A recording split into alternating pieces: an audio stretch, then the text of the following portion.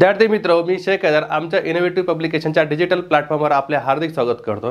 आज आपण प्रिव्हियस इयरमध्ये झालेले मागील वर्षामध्ये सर्व इलेक्ट्रिशियन एक्झाम संबंधित ट्रान्समिशन या सब्जेक्ट विषयी आलेले क्वेश्चन्स म्हणजे एमसीक्यू फॉर्म मध्ये आज आपण घेणार आहोत। आपण मागील व्हिडिओमध्ये जनरेशन या टॉपिकवर काही एमसीक्यू बघितले, तर आज आपण ट्रान्समिशन या संबंधित काही इम्पॉर्टंट एमसीक्यू घेणार आहोत जे मागील काही एक्झाम मध्ये आलेले आहेत। चला तर मग सुरू करूया।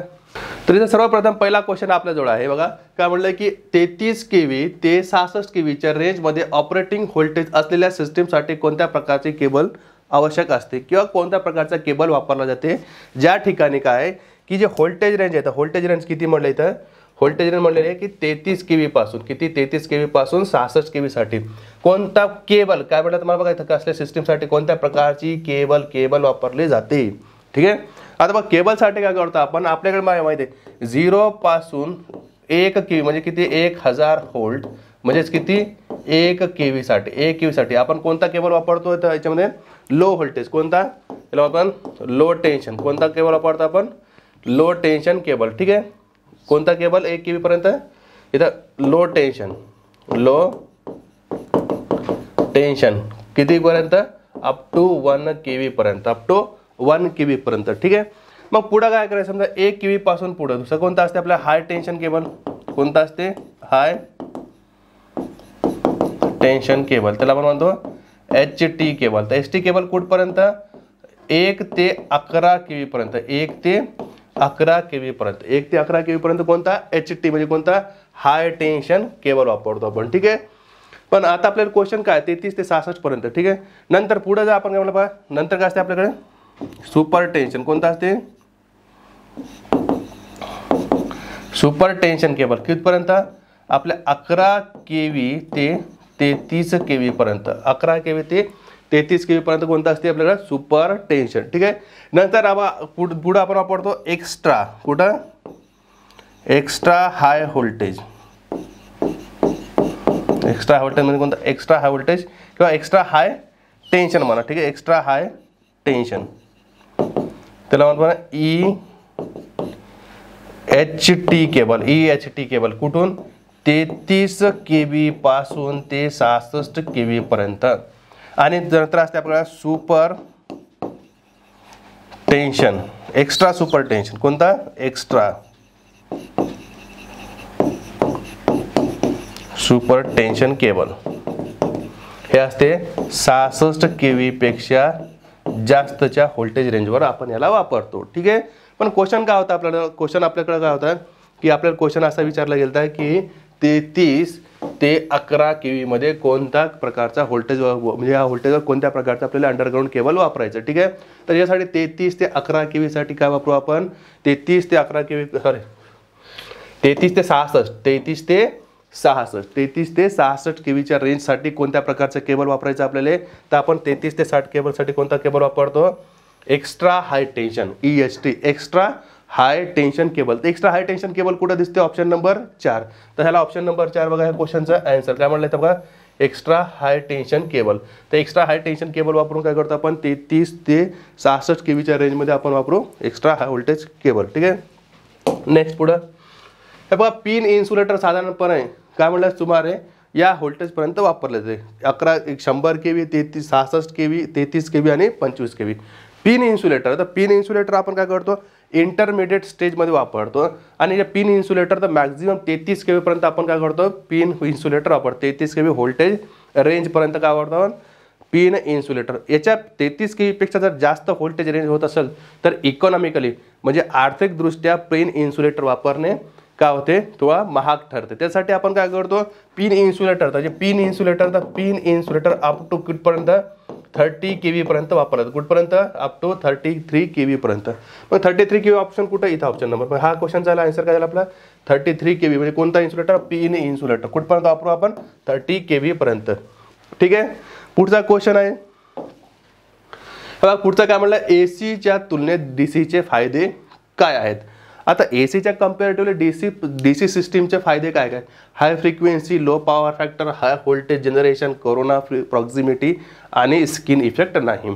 ठीक आहे. बघा, जर एसीच्या तुलनेत डीसीचा फायदा काय आहे, मग आपल्याला काय फायदा बघायचा, डीसीचे फायदे बघायचे. कोणाचे फायदे बघायचे, डीसीच्या. कोणाच्या कंपॅरेटिव्हली, एसीच्या तुलनेमध्ये. डीसीचा फायदा काय, डीसी मध्ये हाय फ्रिक्वेन्सी असते का, नाही. डीसी मध्ये फ्रिक्वेन्सी किती असते, 0, म्हणजे पहिला ऑप्शन चुकला. ठीक आहे. पॉवर फॅक्टर डीसी मध्ये चांगला पॉवर फॅक्टर, काय पॉवर फॅक्टर काही नाही, म्हणजे हा बी ऑप्शन चुकला. ठीक आहे.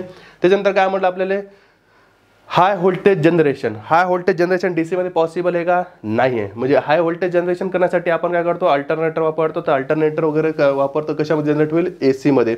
तर कम्युटेशन वगैरेचा प्रॉब्लेम होते, त्यासाठी आपण काय करतो, हाय व्होल्टेज जनरेशन डीसी मध्ये आपल्याकडे पॉसिबल नाही आहे. हाय व्होल्टेज जनरेशन पॉसिबल आहे का, नाही आहे. नंतर कोरोना प्रॉक्झिमिटी आणि स्किन इफेक्ट नाही. तर डीसी मध्ये काय होते, कोरोना इफेक्ट काय होते, एसीच्या तुलनेत होते, पण काय होते, कमी होते. ठीक आहे. दुसरा, प्रॉक्झिमिटी इफेक्ट डीसीवर होत नाही आणि स्किन इफेक्ट पण डीसीवर होत नाही. म्हणजे हे काय बरोबर, म्हणजे काय म्हटलं तर, जे डीसीच्या जर तुलनेत जर आपण बघितलो, तर डीसीच्या तुलनेत डीसीचा फायदा एसीच्या तुलनेत काय, कोरोना लॉस, प्रॉक्झिमिटी इफेक्ट आणि स्किन इफेक्ट नाही. ठीक आहे. म्हणजे या क्वेश्चनचा जे आन्सर होईल, क्वेश्चनचा आन्सर काय होईल आपल्या, काय होईल या क्वेश्चनचा आन्सर, ऑप्शन नंबर D4. म्हणजे ऑप्शन नंबर 4 कोणता आपला, कोरोना प्रॉक्झिमिटी इफेक्ट आणि स्किन इफेक्ट हे डीसी मध्ये दिसायला भेटत नाही. ठीक आहे. एसी कुठे भेटेल तुम्हाला, एसी मध्ये भेटेल. ठीक आहे. एसी मध्ये हाय व्होल्टेज जनरेशन पॉसिबल आहे, लो पॉवर फॅक्टर एसी मध्ये पॉसिबिलिटी, हाय फ्रिक्वेन्सी इथं आहे, पण जे प्रॉक्झिमिटी इफेक्ट डीसी मध्ये होत नाही. ठीक आहे. म्हणजे हे कोणाचा फायदा आहे, डीसीचा फायदा हा महत्वाचा. ठीक आहे. Option number D. नेक्स्ट पुढे काय म्हटलं, EHT कोणता म्हटलं आपल्याला, EHT एक्स्ट्रा हाय व्होल्टेज. काय म्हटलं आपल्याला, EHT extra high voltage transmission लाईनवर वापरलेले इन्सुलेटर रिकामी जागापासून बनवलेले असतात. EHT म्हणजे एक्स्ट्रा हाय व्होल्टेजवर आपण जे इन्सुलेटर वापरतो, इन्सुलेटर कोणते वापरतो, सस्पेन्शन टाईप इन्सुलेटर वापरतो. जे नंबर ऑफ सिरीजमध्ये काय करतो आपण, डिस्क काय करतो, सिरीजमध्ये कनेक्ट करतो. ठीक आहे. त्याला आपण स्ट्रिंग म्हणतो. काय म्हणतो आपण त्याला, string. Number of disk connected in series, म्हणजे एकापेक्षा जास्त डिस्क काय करायचं, सिरीजमध्ये कनेक्ट करतो. ते सार जे इन्सुलेटिंग मटेरियल कशा ना कशा बनवते, पोर्सिलिन, काच, लाकूड आणि हे सर्व. तर जे बघा, मेजॉरिटी जे इन्सुलेटर कुठून बनतात, एक असते पोर्सिलिन, दुसरा कुठून, टफ अँड ग्लासपासून. पण सर्वात जास्त EHT मध्ये आपण जे वापरतो ते हे कोणते वापरतो, पोर्सिलिन, म्हणजे चिनी मातीपासून बनलेले इन्सुलेटर, पोर्सिलिन. या क्वेश्चनचा आन्सर काय होईल, पोर्सिलिन. ठीक आहे. पुढचा क्वेश्चन बघा, काय म्हणला, खालीलपैकी कोणता डीसीवर एसीचा वैध फायदा नाही, व्हॅलिड फायदा नाही पाहिजे आपल्याला. व्हॅलिड फायदा कोणता आहे, डीसीवर एसीचा फायदा, एसीचा. ठीक आहे. जनरेट करणे सोपे, फायदा आहे. पण इथं काय म्हटलं, व्हॅलिड नाही. फायदा म्हणजे वैध फायदा नाही, व्हॅलिड नाही. डीसी मध्ये जनरेट करणे सोपं आहे म्हणजे व्हॅलिड आहे. ठीक आहे. लांब अंतर डीसी काय म्हणलं, एसीचा वैध फायदा नाही ना. ठीक आहे. तर एसी आपण काय करू शकतो, जनरेट करू शकतो, पण वैध नाही दाखवायचं, म्हणजे इनव्हॅलिड शोधायचं याच्यापैकी, इनव्हॅलिड कोणता. ठीक आहे. लांब अंतरावर एसी ट्रान्समिट करता येते, जनरेट करण्यासाठी स्वस्त आहे. स्किन इफेक्ट अनुपस्थित, स्किन इफेक्ट उपस्थित असते, स्किन इफेक्ट असते, उपस्थित असते, इथं अनुपस्थित म्हटलं. ठीक आहे. तर आपल्याला जे इनव्हॅलिड शोधायचं, मग हा क्वेश्चन काय आपला, हा इनव्हॅलिड आहे एसी मध्ये, डीसीच्या तुलनेत. ठीक आहे. कारण डीसीच्या तुलनेत आपण जनरेट हा करणे सोपं आहे एसीला. लांब अंतरावर एसी ट्रान्समिट करणे सोपे आहे. ट्रान्सफॉर्मरचा वापर करून आपण स्टेपअप करून हाय व्होल्टेजवर चांगल्या फायद्यामुळे काय करतो, हाय व्होल्टेज आपण ट्रान्समिट करू शकतो, जनरेट करण्यासाठी स्वस्त पण आहे. ठीक आहे. पण स्किन इफेक्ट एसी मध्ये डीसीच्या तुलनेत होतात. तर इथं जे व्हॅलिड फायदा नाही ते कोणता आहे, स्किन इफेक्ट अनुपस्थित, म्हणजे इथं नाही आहे म्हटलं, पण स्किन इफेक्ट एसी मध्ये असतात. ठीक आहे. नेक्स्ट पुढचा क्वेश्चन काय म्हटला, कोरोना हा शब्द कोणत्या विद्युत प्रणालीशी संबंधित आहे. कोरोना हा लॉस कोणत्या प्रणालीशी संबंधित आहे. ठीक आहे. क्वेश्चन ऑप्शन काय, HVAC, अंडरग्राउंड, HVDC आणि लो व्होल्टेज. ठीक आहे. तर जे कोरोना लॉस, कोरोना काय असते, कोरोना बघा. ठीक आहे. कोरोना काय असते बघा, कोरोना काय जे करंट कंडक्टर आहे हे काय होते, हे कुठं होते, HVAC मध्ये भेटते. कुठं भेटते, HVAC मध्ये. कुठं होते, HVAC. जेव्हा हाय व्होल्टेजवर लाईन असेल, ठीक आहे, जिथं 33 kV पर सेंटीमीटर स्क्वेअर एवढा काय असेल तुमचा व्होल्टेज ग्रेडियंटपेक्षा, जर याच्यापेक्षा जास्त असेल त्या ठिकाणी काय होते बघा, जेव्हा हे जे कंडक्टर आहे, लाईन कंडक्टर, याच्या आजूबाजूची जी भोवतीची जे काय एअर आहे, हे एअर काय होते, आयोनाइज होते. काय होते, आयोनाइज होते. आणि आयोनाइज झाल्यानंतर हे काय होते, पर्पल कलरमध्ये, त्याला म्हणतो काय म्हणतो आपण, जांभळ्या कलरमध्ये काय होते, चमकायला लागते. त्याला म्हणतो आपण इल्युमिनेशन का लुमिनियस, ठीक आहे. तर काय होते, हा जे कंडक्टरच्या भोवती तुम्हाला काय भेटल, एक जांभळा काय भेटल तुम्हाला, लाईक काय भेटल, लुमेन भेट म्हणजे लुमिनेस दिसेल, म्हणजे काय करते, चमकारा दिसेल, ठीक आहे. त्याच्यानंतर त्याच्या खालून तुम्हाला काय हिसिंग सारखा आवाज येईल आणि काय होईल, एक ओझोन गॅस प्रोड्यूस होईल. काय होईल, ओझोन गॅस काय प्रोड्यूस होईल. तर याला काय म्हणतो आपण, कोरोना लॉस. याला काय म्हणतो आपण, कोरोना लॉस. लक्षात, म्हणजे काय, production of ozone gas, violet glow, violet कलरमध्ये ग्लो होईल, व्हायलेट ग्लो. आणि दुसरा काय की आणखी याच्या भोवती जे आयोनायझेशनमुळे काय होते, याच्या अक्रॉस काय होते, याच्या जवळपास काय होते, ओझोन गॅस काय होते, तयार होते, ठीक आहे. तर याला म्हणतो आपण कोरोना लॉस. याला काय म्हणतो आपण, कोरोना लॉस. हा कोरोना लॉस कुठे बघायला भेटते आपल्याला, हे भेटते HVAC मध्ये, ठीक आहे. HVDC मध्ये तुलनेत फार कमी असते. काय असते, तुलनेत फार कमी असते, ठीक आहे. तर हा जे कोरोना हा शब्द कोणत्या विद्युत प्रणाली सिस्टीम सोबत संबंधित आहे, HVAC सिस्टीमशी रिलेटेड आहे, ठीक आहे. नेक्स्ट पुढं बघा, मला जर दोन कंडक्टरमधील अंतर ठराविक मर्यादेपेक्षा जर जास्त वाढले तर कोरोनाचा नुकसान काय परिणाम होईल. कोरोना नुकसान म्हणजे कोरोना लॉसवर, कशावर, कोरोना लॉसवर काय परिणाम होईल, ठीक आहे. जर दोन कंडक्टर मधील ठराविक अंतर जर वाढवलं, ठीक आहे, तर जे कोरोना लॉस असते, suppose PC is equal directly proportional to, जर घेतल्याची प्रोपोर्शनॅलिटी जर घेतलं काय होते, √R/d, ठीक आहे. R म्हणजे रेडियस, D म्हणजे काय झालं, दोन कंडक्टर मधील हा झाला त्याचा डिस्टन्स, ठीक आहे. तर काय होईल माहिती आहे का, की जर जसं आपण काय म्हणणार, जर दोन कंडक्टर मधील ठराविक मर्यादेपेक्षा जास्त अंतर वाढवलं, ठीक आहे. अंतर म्हणजे डिस्टन्स जर वाढवतं, डिस्टन्सचा आणि याचा रिलेशन कसा, इनव्हर्सली, म्हणजे काय झाला, PC इनव्हर्सली म्हणजे काय असते, व्यस्त प्रमाणात. कोणाच्या, इथं गेलं 1D √d², ठीक आहे. म्हणजे डिस्टन्सच्या व्यस्त प्रमाणात, म्हणजे जसा जसा अंतर वाढेल, जसा जसा आपण काय केलं बघा, हे अंतर काय केलं, इन्क्रीज केलं, त्याचे कोरोना लॉस काय होईल, डिक्रीज होतील. डिक्रीज म्हणजे कमी होतील. दोन कंडक्टर मधला ठराविक मर्यादेपेक्षा जास्त जर अंतर वाढवला तर कोरोना लॉस काय होईल, तिथं कमी होईल. म्हणजे मर्यादित होईल, कमी होते, वाढते, समान काय होते, कमी होते. काय होते, कमी होते. कारण काय, कोरोना लॉस ही काय डायरेक्टली इनव्हर्सली प्रोपोर्शनल टू काय, distance, directly proportional to radius of the conductor, कंडक्टरच्या रेडियसवर काय डायरेक्टली संबंधित आहे. आणि डिस्टन्स व दोन कंडक्टरच्या डिस्टन्स मधील काय इनव्हर्सली रिलेशन आहे, ठीक आहे. ठीक आहे, चला तर पुढचा क्वेश्चन बघू. बघा काय म्हटलं, एक्स्ट्रा हाय व्होल्टेजच्या बाबतीत डिक्लेअर सप्लाय व्होल्टेज अनुक्रमे हायर साईड किंवा लोअर साईड बाजूने याच्यापेक्षा जास्त बदलू नये. म्हणजे ॲक्सेप्टेबल व्हेरिएशन जे टॉलरन्स असते, म्हणजे त्याला आपण म्हणतो जास्तीत जास्त अलावेबल व्होल्टेज व्हेरिएशन, ठीक आहे. पण कशाच्या बाबतीत म्हटलं तुम्हाला, एक्स्ट्रा हाय व्होल्टेजच्या बाबतीत, ठीक आहे. आता एक्स्ट्रा हाय व्होल्टेजमध्ये काय होतं, जेव्हा आपण हाय व्होल्टेज साईड जेव्हा आपण कन्सिडर करतो ना, तर हाय व्होल्टेज साईडमध्ये 10% पेक्षा जास्त व्हेरिएशन होऊ नये. कशावर, कोणत्या साईडला, एक्स्ट्रा हाय व्होल्टेजमध्ये. कुठं, EHT संबंधित कोणत्या साईडला, हायर व्होल्टेज साईड म्हणजे HV साईड. HV साईड किती %पेक्षा जास्त व्हेरिएशन होऊ नये, 10% पेक्षा जास्त होऊ नये, ठीक आहे. आणि जर इथं कोणता लो व्होल्टेज साईड, तर लो व्होल्टेज साईडमध्ये किती, 12.5 पेक्षा जास्त व्हेरिएशन होऊ नये, प्लस मायनस, ठीक आहे. लक्षात, म्हणजे जेव्हा पण आपण EHTचा संबंध बघू, EHT मध्ये हायर व्होल्टेज साईड किती, 10% प्लस मायनस म्हणजे अधिक किंवा कमी, लक्षात. आणि lower voltage side 12.5 plus minus पेक्षा जास्त व्हेरिएशन होऊ नये. तर मग हा असं आपल्याला हे अनुक्रमे सांगायचं, ठीक आहे. अनुक्रम म्हणजे एकानंतर एक. पहिले काय दाखवायचं आपल्याला, 10%, तर 10% कुठं, इथं दिसायला, ठीक आहे. नंतर काय, दुसरं लोअर व्होल्टेज साईड किती पाहिजे, 12.5 इथं भेटला. म्हणजे ऑप्शन नंबर 1 या क्वेश्चनचा बरोबर आन्सर आहे, ठीक आहे. पुढचा क्वेश्चन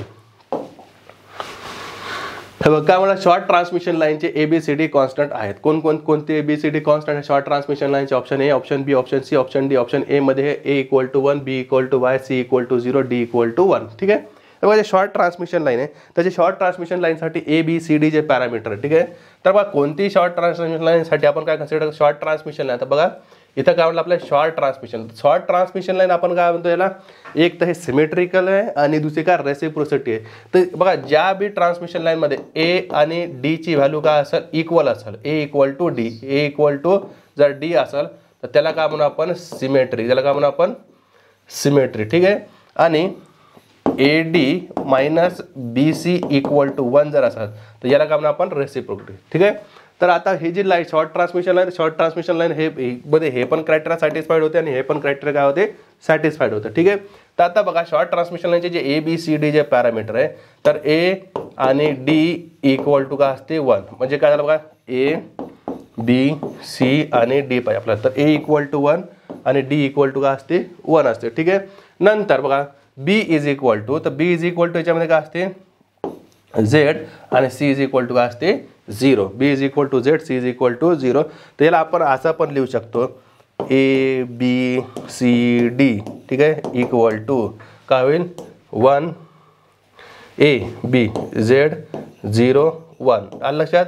तर मग आपल्याला काय बघा आपण या पद्धतीने आपल्या ऑप्शनमध्ये हे जे आपल्याला ऑप्शन कुठं मॅच होते बघा. ए इक्वल टू 1 पाहिजे, ए इक्वल टू 1. तर ए इक्वल टू 1 इथं बी आहे, इथं पण. ठीक आहे. नंतर पुढं बघू b is equal to z, b is equal to z इथंच आहे फक्त. ठीक आहे. म्हणजे ऑप्शन नंबर बी काय. नंतर सी इज इक्वल टू 0 आहे का, सी इक्वल टू 0 आहे. डी इज इक्वल टू 1 आहे का, डी इक्वल टू 1 आहे. म्हणजे ऑप्शन नंबर बी या क्वेश्चनचं काय आहे बरोबर आन्सर आहे. ठीक आहे. समजलं इथपर्यंत. पुढे बघू. तर पुढचा प्रश्न बघा काय म्हणलं, लाइटनिंग अरेस्टर विद्युत उपकरणाची विजेपासून संरक्षण करते. ठीक आहे. आता जे लाइटनिंग अरेस्टर आपण काय करतो एक्सटर्नल प्रोटेक्शनसाठी वापरतो. म्हणजे जेव्हा पण आपण वीज वगैरे काय करते ओव्हर व्होल्टेज प्रोड्यूस करते. ठीक आहे. वीज काय करते जेव्हा एखाद्या आपल्या इक्विपमेंटवर जे electrical equipment transmission line transformer इत्यादी जेव्हा पण पडतं काय होते हायर व्होल्टेज काय करते प्रोड्यूस करते. ते काय करते इक्विपमेंटला डॅमेज करू शकते. डॅमेज म्हणजे परमनंटली डॅमेज करू शकते. ठीक आहे. एवढा जास्त त्याच्यामध्ये काय असते पोटेन्शियल असते. मग त्याला आपण प्रोटेक्शन करण्यासाठी काय करतो आपण लाइटनिंग अरेस्टर वापरतो. म्हणजे हायर व्होल्टेज प्रोटेक्शनसाठी काय करतो आपण एक्सटर्नल प्रोटेक्शनसाठी काय करतो लाइटनिंग अरेस्टरचा वापर करतो. तर इथं विचारलं की उपकरण विजेपासून संरक्षण कसं करते. ठीक आहे. ऑप्शन नंबर 1 परत परावर्तित करून विजेची उच्च व्होल्टेज लहर स्रोतकडे पाठवली जाते नाही. नंतर उच्च व्होल्टेज लहर ओढून आकाशात वीज चमकवली जाते नाही. विजेची उच्च व्होल्टेज लहर जमिनीवर उडवली जाते बरोबर. ठीक आहे. नंतर ऑप्शन नंबर 4 का विजेच्या उच्च व्होल्टेज लाटा स्रोतपर्यंत शोषून घेते नाही असा पण आहे. ठीक आहे. बघा उदाहरणार्थ काय म्हटलं आपल्याकडे काय आहे ट्रान्समिशन लाईन गेली. ठीक आहे. किंवा एखादा काहीतरी कंडक्टर वगैरे आहे तर या लाईनला प्रोटेक्ट करण्यासाठी सर्वात वर काय करतो आपण काय करतो कंडक्टर कनेक्ट करतो. त्याला आपण म्हणतो. ठीक आहे. आणि हा जे कंडक्टर हे कुठं असते जमिनीकडे काय असते ग्राउंड केलेलं असते. किंवा कोणतं जर इक्विपमेंट असेल समजा कारण ट्रान्सफॉर्मर किंवा डबल पोल डीपी वगैरे इथं काय करतो आपण एक लाइटनिंग अरेस्टर कनेक्ट करून काय करतो त्याला डायवर्ट करतो जमिनीकडे. ठीक आहे.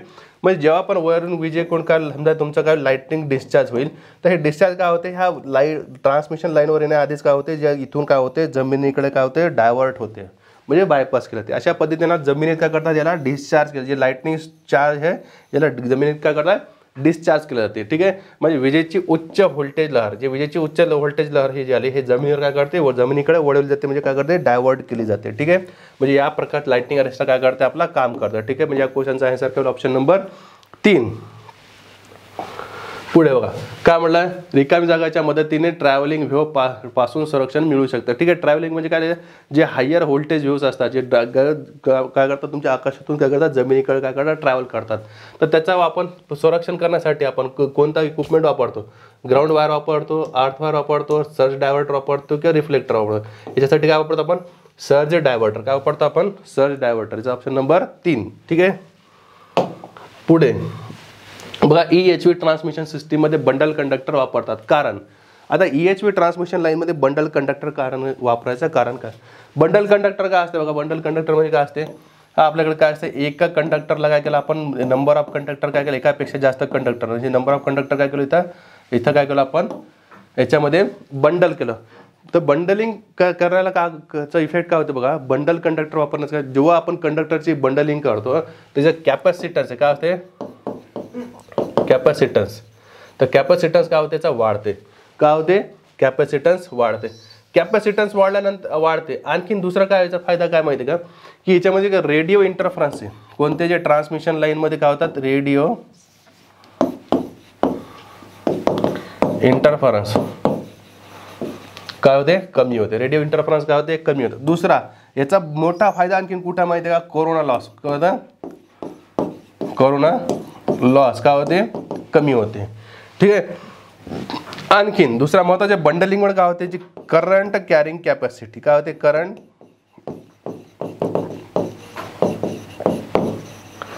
कॅरिंग कॅपॅसिटी काय होते वाढते. करंट कॅरिंग कॅपॅसिटी काय होते वाढते.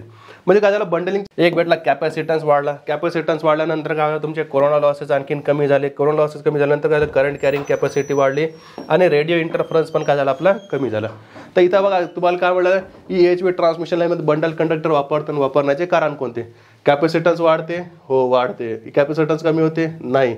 इंडक्टन्स कमी होते, नाही. व्होल्टेज ग्रेडियंट वाढते, नाही. म्हणजे काय झालं, या क्वेश्चनचा आन्सर काय झाला, ऑप्शन नंबर ए, कॅपॅसिटन्स वाढते. याच्या व्यतिरिक्त आणखीन काय होते, रेडिओ इंटरफरन्स कमी होते, रेडिओ इंटरफरन्स कमी होते, कोरोना लॉसेस कमी होतात, आणखीन करंट कॅरिंग कॅपॅसिटी वाढते. बंडलिंग ऑफ कंडक्टर, ठीक आहे, म्हणजे बंडलिंगवर आणखीन पण हे इतके बी आपण कन्सेप्ट आपण बघू शकतो, ठीक आहे. पुढे बघा काय म्हणलं, उच्च व्होल्टेज ट्रान्समिशन लाईन करिता रिकामी जागा वापरतात, ठीक आहे. कोण काय वापरतात, सस्पेन्शन इन्सुलेटर, पिन इन्सुलेटर किंवा सस्पेन्शन आणि पिन दोन्ही मिळून किंवा वरीलपैकी काही नाही. आता आपण आधी बघलं, जेव्हा उच्च हायर व्होल्टेजवर जातो तर हायर व्होल्टेजवर काय करतो आपण, सस्पेन्शन इन्सुलेटर वापरतो. सस्पेन्शन इन्सुलेटरमध्ये काय करतो आपण, असे बघा नंबर ऑफ डेज काय करतो आपण, पिन एक पिन थ्रू काय करतो, सिरीजमध्ये कनेक्ट करतो, ठीक आहे. तर याला आपण काय म्हणतो, स्ट्रिंग म्हणतो. याला काय म्हणतो आपण, स्ट्रिंग. याला काय म्हणतो आपण, स्ट्रिंग म्हणतो, ठीक आहे. हे स्ट्रिंग कशापासून बनले असते, सस्पेन्शन इन्सुलेटर. आणि एका डिस्कची किती असते, अप टू 11 kV पर्यंत काय असते, कॅपॅसिटी असते, ठीक आहे. तर हे झालं आपलं हायर व्होल्टेजवर आपण कोणता इन्सुलेटर वापरतो, सस्पेन्शन इन्सुलेटर. हे जे पिन इन्सुलेटर फक्त कुठपर्यंत, 33 kV पर्यंत. कुठपर्यंत, फक्त 33 kV पर्यंत. मग दोन्ही वापरात का नाही, वरीलपैकी नाही, म्हणजे कोणता, सस्पेन्शन इन्सुलेटर, ठीक आहे. पुढे पुढचा क्वेश्चन काय म्हणला बघा आपल्याला, लांब ट्रान्समिशन लाईनमध्ये वापरले जाणारे रिले आहेत, ठीक आहे. तर लॉंग ट्रान्समिशन लाईनमध्ये कोणता रिले वापरतात, ठीक आहे. हे बघा, जे आपण जे ट्रान्समिशन लाईन आहे, जेव्हा आपण क्लासिफाय करतो अकॉर्डिंग टू डिस्टन्स, म्हणजे डिस्टन्सच्या हिशोबाने जेव्हा आपण ट्रान्समिशन लाईन काय करतो, क्लासिफाय करतो, तर 3 कॅटेगरीमध्ये आपण त्याला क्लासिफाय करतो. एक short transmission line, long transmission line आणि मीडियम ट्रान्समिशन लाईन. तर लॉंग ट्रान्समिशन लाईन काय असते आणि शॉर्ट ट्रान्समिशन लाईन कोणाला म्हणायचं किंवा मीडियम ट्रान्समिशन लाईन कोणाला. बघा, जेव्हा पण आपण काय असतं, समजा की ट्रान्समिशन लाईनच्या ज्या डिस्टन्सनुसार, ठीक आहे, 0 ते 50 किलोमीटर, कुठपर्यंत, 50 किलोमीटरपर्यंत. आणि याचं जे ऑपरेटिंग व्होल्टेज किती, 0 पासून 20 kV पर्यंत जर असेल, किती, 20 kV असेल, तर हे कोणतं झालं आपला, शॉर्ट लाईन. कोणती झाली, शॉर्ट ट्रान्समिशन लाईन, ठीक आहे. शॉर्ट लाईन म्हणजे शॉर्ट ट्रान्समिशन. नंतर बघा 50 किलोमीटरपर्यंत पुढं, 50 किलोमीटरपासून 150 किलोमीटरपर्यंत, कुठपर्यंत, 150 किलोमीटरपर्यंत जर व्होल्टेज असेल, आणि बघा 20 kV पासून ते 100 kV पर्यंत जर व्होल्टेज लेवल जर वाढवली, तर जे हे ट्रान्समिशन लाईन कोणती होते, याला म्हणून आपण मीडियम ट्रान्समिशन लाईन. याला काय म्हणून आपण, मीडियम ट्रान्समिशन लाईन. आणि जर बघा आता जर 150 किलोमीटरपेक्षा जर जास्त जर डिस्टन्स वाढला आणि 100 kV पेक्षा जर काय झाला व्होल्टेज लेवल वाढवले, तर याला म्हणजे आपण लॉंग ट्रान्समिशन, काय म्हणजे आपण लॉंग ट्रान्समिशन लाईन म्हणायचं. याला काय म्हणजे आपण लॉंग ट्रान्समिशन लाईन म्हणायचं, ठीक आहे. तर तुम्हाला काय म्हणा, लॉंग ट्रान्समिशन लाईनसाठी इथं रिले कोणता विचारतात, ठीक आहे. तर लॉंग ट्रान्समिशनसाठी जे रिले वापरतो ना आपण, तर इथं जे रिले बघा, रिलेचा कन्सेप्ट सांगतो, ठीक आहे. रिले बघा कोणते वापरतो आपण, लाईट हे बघा, जे शॉर्ट ट्रान्समिशन लाईन आहे, तर शॉर्ट ट्रान्समिशन लाईनसाठी बघा कोणता वापरतो आपण, शॉर्ट ट्रान्समिशन लाईनसाठी आपण वापरतो रिॲक्टन्स रिले. कोणता वापरतो, रिॲक्टन्स रिले. आणि मीडियम ट्रान्समिशन लाईनसाठी आपण वापरतो इम्पिडन्स रिले. कोणता वापरतो आपण, इम्पिडन्स रिले.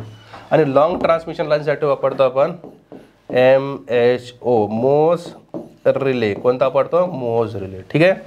तर याला म्हणजे आपण बघा, हे झालं आपला शॉर्ट, लॉंग आणि मीडियम ट्रान्समिशन लाईन. पण क्वेश्चन काय विचारलं तुम्हाला, लॉंग ट्रान्समिशन लाईनमध्ये वापरले जाणारे रिले कोणते, तर लॉंग ट्रान्समिशन लाईनमध्ये कोणता रिले वापरायला आपण, लॉंग ट्रान्समिशन लाईनमध्ये मो रिले वापरायला. कोणता, इम्पिडन्स मीडियमसाठी झाला, इम्पिडन्स रिले कुठे झाला, मीडियमसाठी. मो रिले कुठे झाला, हे लॉंगसाठी. रिॲक्टन्स रिले कुठं झालं आहे, शॉर्टसाठी, ठीक आहे. वरीलपैकी नाही का, नाही. म्हणजे हा क्वेश्चनचा आन्सर काय होईल सांगा, काय होईल या क्वेश्चनचा आन्सर, या क्वेश्चनचा आन्सर होईल ऑप्शन नंबर 2 मो रिले.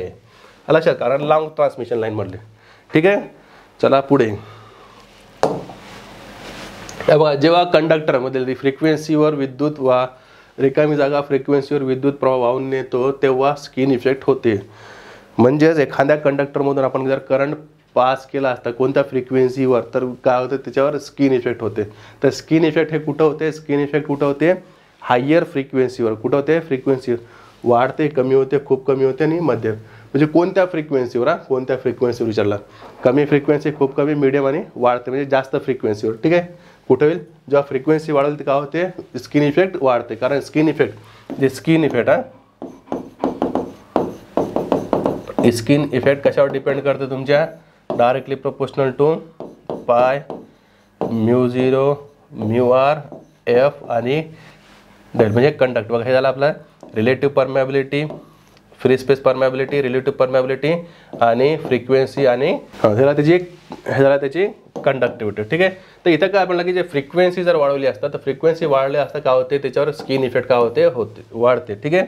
फ्रिक्वेन्सी कमी तर स्किन इफेक्ट कमी, म्हणजे स्किन इफेक्ट आपल्याला कशावर फक्त AC सप्लायवर दिसून येतं. DC सप्लायची फ्रिक्वेन्सी नसल्यामुळे काय होते, स्किन इफेक्ट आपल्याला HVDC लाईनमध्ये दिसायला पण भेटत नाही. ठीक आहे.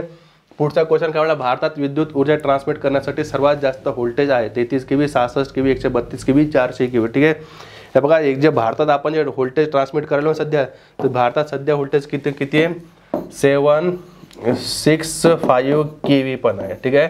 म्हणजे मॅक्झिमम व्होल्टेज एवढा पण व्होल्टेज आहे सध्या, पण ऑप्शनमध्ये ते व्होल्टेज नाही आहे. तर मॅक्झिमम आपण काय करू शकतो, 400ला इथं मार्क करू शकतो. ठीक आहे. तर हे क्वेश्चन आन्सर आणि हे आन्सर हे रिलेटिव्हला तुम्हाला आन्सर द्यावं लागतात कधी कधी, की ते ऑप्शनमध्ये नाही आहे. ठीक आहे. भारतात विद्युत ऊर्जा ट्रान्समिशन करण्यासाठी सर्वात जास्त व्होल्टेज सध्या आपण हे वापरायलो, पण ऑप्शनमध्ये मॅक्झिमम व्होल्टेज किती आहे, 400 kV. ठीक आहे. पुढे बघा, खालीलपैकी कोणता इन्सुलेटरचा इच्छित गुणधर्म नाही आहे, म्हणजे पाहिजे ती गुणधर्म नाही आहे इथं. ठीक आहे. कमी डायलेक्ट्रिक स्ट्रेंथ कोणती इन्सुलेटिंग मटेरियलची जास्त पाहिजे, पण तिथं कमी नाही, म्हणजे हाच पहिलाच ऑप्शन बरोबर आहे. ठीक आहे. नंतर काय, तापमान रेजिस्टन्स. ठीक आहे. नंतर यांत्रिक शक्ती, नंतर लवचिकता. हे बघा, काय पाहिजे आपल्याला कधी पण जेव्हा आपण इन्सुलेटिंग मटेरियल बघतो किंवा इन्सुलेटर मटेरियलचे गुणधर्म बघतो किंवा इन्सुलेटरचे गुणधर्म बघतो, त्या ठिकाणी आपण काय बघतो, सर्वात पहिले त्याची जे डायलेक्ट्रिक स्ट्रेंथ आहे काय असते पाहिजे, डायलेक्ट्रिक स्ट्रेंथ हे काय असली पाहिजे, जास्त असली पाहिजे. काय असली पाहिजे, हाय असली पाहिजे, उच्च असली पाहिजे. ठीक आहे. दुसरा आणखीन काय असले पाहिजे, मेकॅनिकल स्ट्रेंथ काय असली पाहिजे, चांगली असली पाहिजे. कंडक्टिव्हिटी खूप कमी असली पाहिजे. ठीक. Conducting current, insulating material current pass झाला पाहिजे का, नाही झाला पाहिजे. ठीक आहे. त्याचा स्वतःचा स्पेसिफिक रेजिस्टन्स खूप जास्त असला पाहिजे, स्वतःचा खूप काय असला पाहिजे, स्पेसिफिक रेजिस्टन्स खूप जास्त असला पाहिजे. टेम्परेचर कोएफिशियंट काय असला पाहिजे, खूप कमी असला पाहिजे. लक्षात, म्हणजे हे झालं त्याची प्रॉपर्टी. डायलेक्ट्रिक स्ट्रेंथ जी असते पाहिजे, काय पाहिजे, खूप जास्त पाहिजे. काय पाहिजे, खूप जास्त डायलेक्ट्रिक स्ट्रेंथ पाहिजे. लवचिकता जास्त पाहिजे, फ्लेक्झिबिलिटी जास्त पाहिजे, टेम्परेचर रेजिस्टन्स खूप जास्त पाहिजे, म्हणजे टेम्परेचर कोएफिशियंट काय असलं पाहिजे, कमी असला पाहिजे. ठीक आहे. आणि यांत्रिक शक्ती पण काय असली पाहिजे, खूप जास्त असली पाहिजे. इथं पण काय म्हणलं, गुणधर्म नाही, आवश्यक गुणधर्म काय म्हणलं, खालीलपैकी कोणता इन्सुलेटर इच्छित गुणधर्म नाही, म्हणजे कोणाला ऑप्शन नंबर 1 कमी डायलेक्ट्रिक स्ट्रेंथ. आपल्याला काय पाहिजे, जास्त डायलेक्ट्रिक स्ट्रेंथ पाहिजे. ठीक आहे. नंतर शॉर्ट सर्किट ट्रान्समिशन लाईनसाठी रिफ्लेक्शन कोएफिशियंट आहे, 1 आहे, -1 आहे, 0 आहे, अनंत आहे आणि इन्फिनिटी आहे. ठीक आहे. क्वेश्चन कुठं विचारला, शॉर्ट ट्रान्समिशन लाईनवर. कुठं म्हणलं, शॉर्ट सर्किट लाईन, सॉरी काय म्हणला, शॉर्ट सर्किट. कुठं म्हणला, शॉर्ट सर्किट लाईनचा रिफ्लेक्शन कोएफिशियंट. काय म्हटलं तुम्हाला, रिफ्लेक्शन कोएफिशियंट. ठीक आहे. तर रिफ्लेक्शन कोएफिशियंट काय असते, reflection coefficient is equal to काय असते, हे बघा, शॉर्ट ट्रान्समिशनला मी काय केलं, एक लाईन घेतलं. ठीक आहे. ठीक आहे. आणि हे जे लाईनचं काय केलं आपण, याला आपण Z0 इज इक्वल टू काय असते, √L/C. ठीक आहे. याला सर्ज इम्पिडन्स म्हणतो आपण. नंतर काय केलं आपण, इथं जे रिसिव्हिंग एंड जर घेतलं आपण, याला काय केलं आपण, इथं काय म्हटलं तुम्हाला, शॉर्ट सर्किट आहे. काय आहे, शॉर्ट सर्किट आहे. तर शॉर्ट सर्किटला काय असेल, इथं ZT इज इक्वल टू काय असेल, 0 असेल. ZT इज इक्वल टू काय असेल, 0. कारण बघा, शॉर्ट जेव्हा लाईन आपण हे 0 करतो तर इथं इम्पिडन्स किती भेटेल तुम्हाला, 0. ओपन जर केलो, हा जर लाईन घेतलो आणि हा जर काय केलं, याला ओपन सर्किट जर केलं तर इथं ZT इज इक्वल टू काय भेटेल तुम्हाला, इन्फायनाईट भेटेल. रिसिव्हिंग इम्पिडन्स काय भेटेल तुम्हाला, इन्फायनाईट भेटेल. पण शॉर्ट सर्किटमध्ये किती असते, ते 0 असते. शॉर्ट सर्किटमध्ये काय असते, 0 असते. मग आपल्याला माहिती आहे रिफ्लेक्शन कोएफिशियंट. ठीक आहे.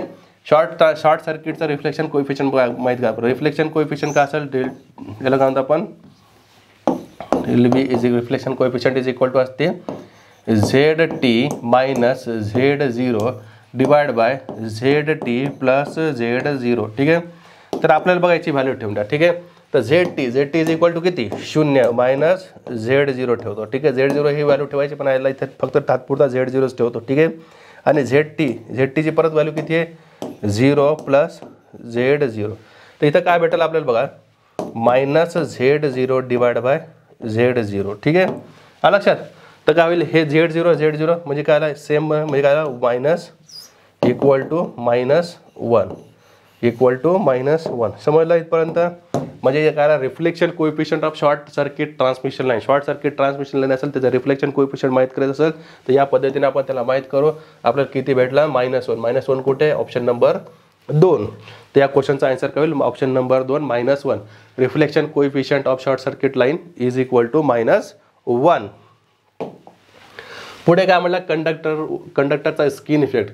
व्यास वाढल्यास वाढतो, फ्रिक्वेन्सीच्या व्यस्त प्रमाणात असतो, स्टँडर्ड कंडक्टरमध्ये जास्त असतो, सॉलिड कंडक्टरमध्ये कमी असतो. ठीक आहे, हे बघा काय असतं, जे कंडक्टरचा स्किन इफेक्ट आहे ना, हे स्किन इफेक्ट काय होते बघा, जेव्हा आपण समजा काय म्हणलं आपण सॉलिड कंडक्टर घेतलं, सॉलिड म्हणजे पूर्ण भरलेलं. ठीक आहे, आतून. ठीक आहे, तर सॉलिड कंडक्टरमध्ये काय होते, सॉलिड कंडक्टरमध्ये काय होते, स्किन इफेक्ट काय होते, जास्त होते. काय होते, स्किन इफेक्ट जास्त होते. स्टँडर्ड कंडक्टरमध्ये काय होते, कमी होते. ठीक आहे, तर स्टँडर्ड कंडक्टरमध्ये इथं काय म्हणलं, कमी जास्त होते, जास्त नाही होते. स्टँडर्ड कंडक्टरमध्ये काय होते, कमी होते. आणि बघा कुठे म्हणलं त्याने, स्टँडर्ड कंडक्टरमध्ये काय होते, स्किन इफेक्ट काय होते, कमी होते. सॉलिडमध्ये काय होते, जास्त होते. ठीक आहे, फ्रिक्वेन्सी आहे, तर फ्रिक्वेन्सीचे काय असते, डायरेक्टली प्रोपोर्शनल, म्हणजे काय असते, समप्रमाण. कशाचं,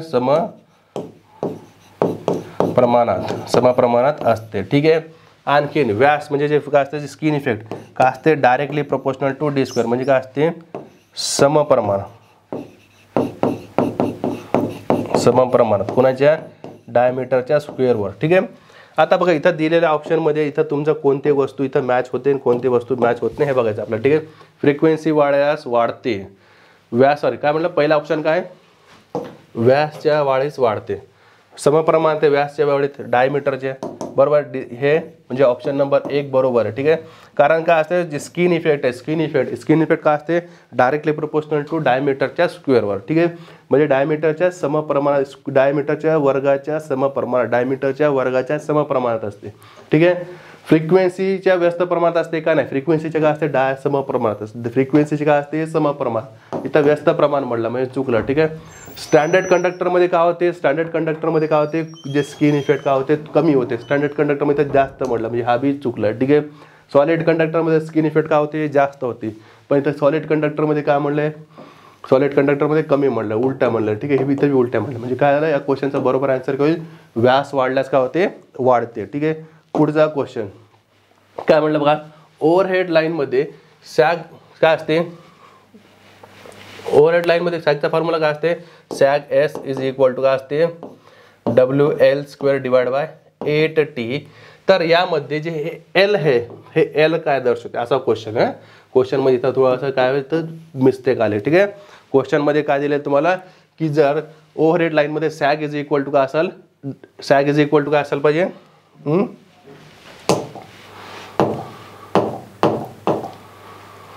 ठीक आहे, sag is equal to WL² divide by 8T आहे. तर याच्यामध्ये L ही जी काय दर्शवते, तर बघा इथं W म्हणजे काय, weight of the conductor. L म्हणजे काय, हे 2 पोल मधला जे स्पॅन लेंथ आहे, 2 पोल मधला काय स्पॅन लेंथ म्हणजे 2 पोल मधली लांबी किंवा अंतर, किंवा काय म्हणतो आपण त्याला, अंतर. ठीक आहे, आणि 8 कॉन्स्टंट T का आपला टेन्शन ओव्हर द कंडक्टर. या जे बी कंडक्टर आहे, या कंडक्टरवर असलेलं काय असतं तुमचा टेन्शन T.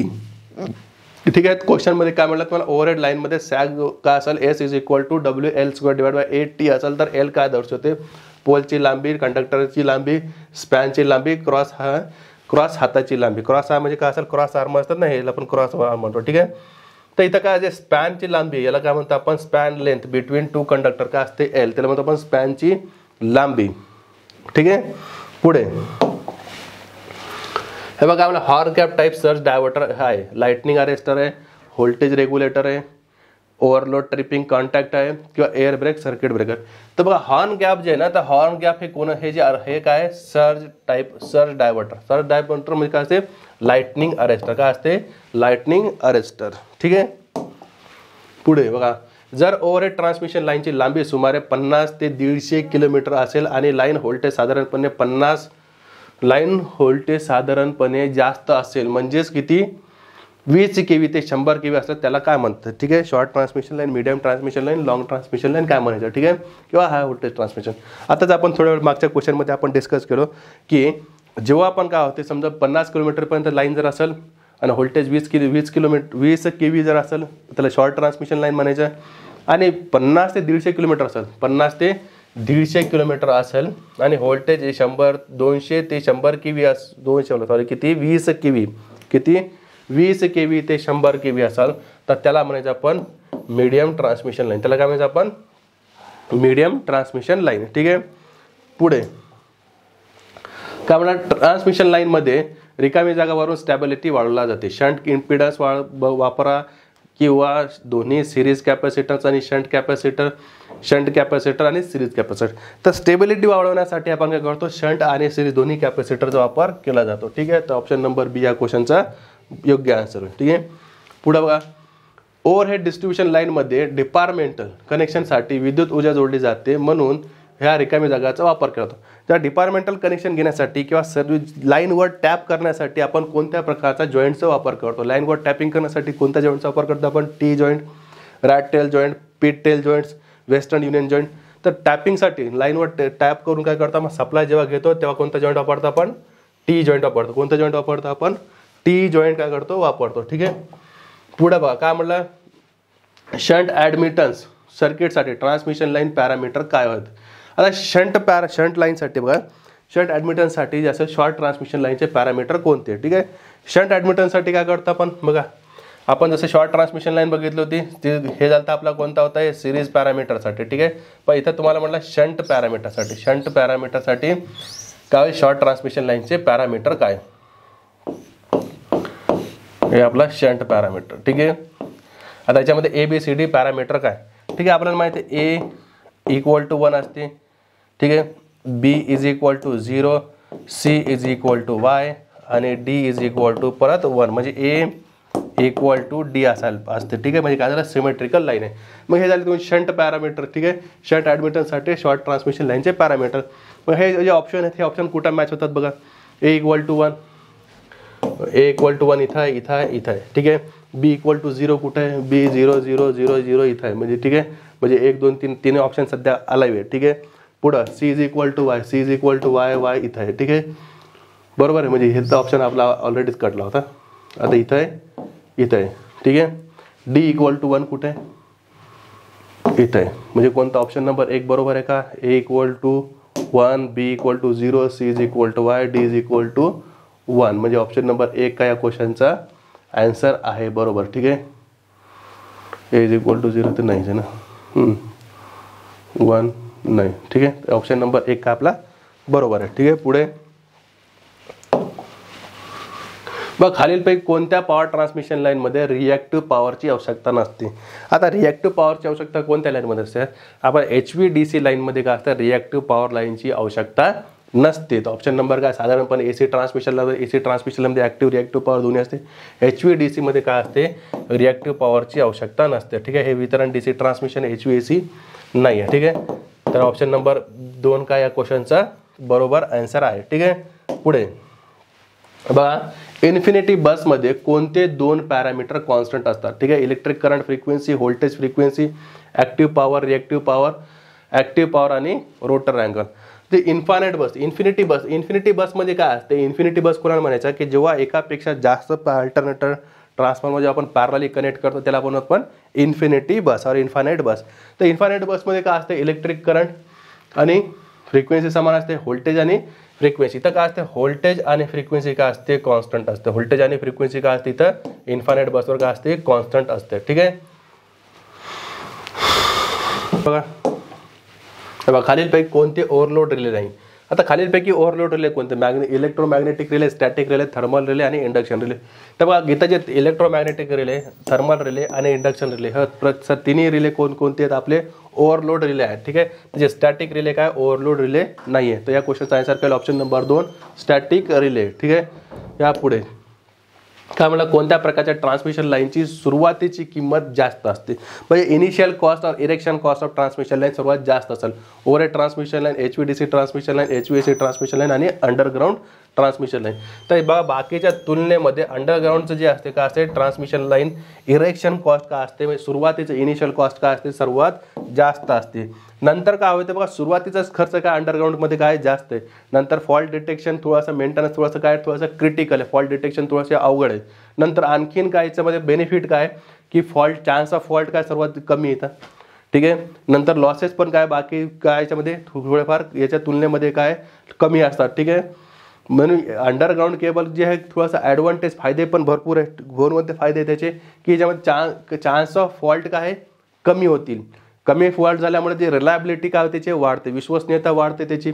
आणखीन काय मेंटेनन्स खर्च काय त्याचा कमी होईल, म्हणजे रेग्युलर नेहमी फॉल्ट होणार नाही त्याच्यामध्ये. लक्षात. त्याच्यामुळे आपण काय करतो बघा, अंडरग्राऊंड व्होल्टेज जास्त हायर व्होल्टेजवर काय करणे थोडंसं अवघड पडते, कारण इन्सुलेशन लिमिटेशन असल्यामुळे. पण अंडरग्राऊंड केबलमुळे काय होते, इनिशियल जे कॉस्ट असते सुरुवातीची खूप जास्त असते. ठीक आहे. पुढं काय म्हणलं बघा, DC ट्रान्समिशन लाईनमध्ये कोणत्या प्रकारची उपकरणे वापरली जाते. DC ट्रान्समिशन लाईनमध्ये ट्रान्सफॉर्मर वापरतो का आपण, नाही, कारण DCवर वर्कच करत नाही. मर्क्युरी आर्क लॅम्प वापरतो का आपण, नाही. इलेक्ट्रोमॅग्नेटिक कंडेन्सर वापरतो का, नाही. मर्क्युरी आर्क रेक्टिफायर कन्व्हर्टर काय करतात DC ट्रान्समिशनमध्ये वापरलं जाते, AC to DC कन्व्हर्जनसाठी. ठीक आहे. तर विद्यार्थी मित्र, अशा प्रकारे आज आपण काय केलं की ट्रान्समिशन या सब्जेक्टमधील काहीच MCQ घेतलं जे मागील काही एक्झाममध्ये आलेले आहेत.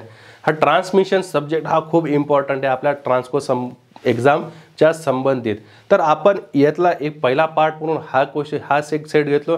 याच सब्जेक्टवर दुसरा पार्ट म्हणून काय करतो, याच्यापेक्षा आणखीन काही इम्पॉर्टंट जे बी क्वेश्चन जे राहिले असतील याच्यामध्ये ते आणखीन क्वेश्चन आपण दुसऱ्या काही पेपर्समध्ये सर्च करून ते क्वेश्चन इथं ॲड करून ते सॉल्व्ह करण्याचा आपण प्रयत्न करू पुढील व्हिडिओमध्ये. तेव्हा भेटूया पुढील व्हिडिओमध्ये. धन्यवाद.